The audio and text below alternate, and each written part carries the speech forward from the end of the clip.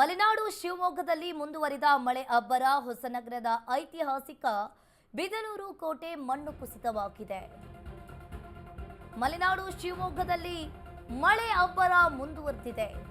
ಹೊಸನಗರದ ಐತಿಹಾಸಿಕ ಬಿದನೂರು ಕೋಟೆ ಮಣ್ಣು ಕುಸಿತಗೊಂಡಿದೆ. ಮಹಾದ್ವಾರದಿಂದ ಒಳಗೆ ಹೋಗುವ ಜಾಗದಲ್ಲಿ ಅವಾಂತರ ಸೃಷ್ಟಿಯಾಗಿದೆ. ನಿರಂತರ ಮಳೆಯಾಗ್ತಾ ಇರುವ ಹಿನ್ನೆಲೆಯಲ್ಲಿ ಮತ್ತಷ್ಟು ಮಣ್ಣು ಕುಸಿಯುವ ಭೀತಿ ಕೂಡ ಶುರುವಾಗಿರುವಂತದ್ದು.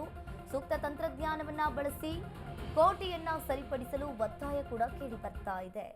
ಇನ್ನು ಮಲೆನಾಡು ಶಿವಮೊಗ್ಗದಲ್ಲಿ ಮಳೆ ಅವಾಂತರ ಕೂಡ ಮುಂದುವರಿತಾ ಇರುವಂತದ್ದು.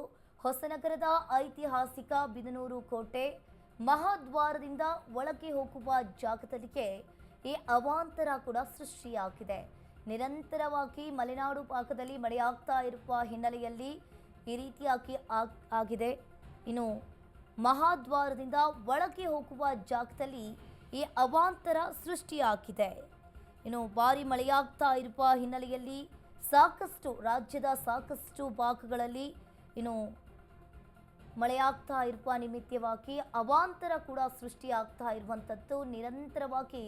ಅದರಲ್ಲೂ ಕೂಡ ನಿರಂತರವಾಗಿ ಮಲೆನಾಡು ಭಾಗದಲ್ಲಿ ಮಳೆ ಆಗ್ತಾ ಇರುವ ಹಿನ್ನೆಲೆಯಲ್ಲಿ ಬಿದನೂರು ಕೋಟೆ, ಐತಿಹಾಸಿಕ ಬಿದನೂರು ಕೋಟೆ ಮಣ್ಣು ಕುಸಿತಗೊಂಡಿದೆ. ಹೊಸನಗರದ ಐತಿಹಾಸಿಕ ಇನ್ನು ಈ ಮಹಾದ್ವಾರದಿಂದ ಒಳಗೆ ಹೋಗುವ ಜಾಗದಲ್ಲಿಗೆ ಈ ಅವಾಂತರ ಕೂಡ ಸೃಷ್ಟಿ ಆಗಿರುವಂಥದ್ದು.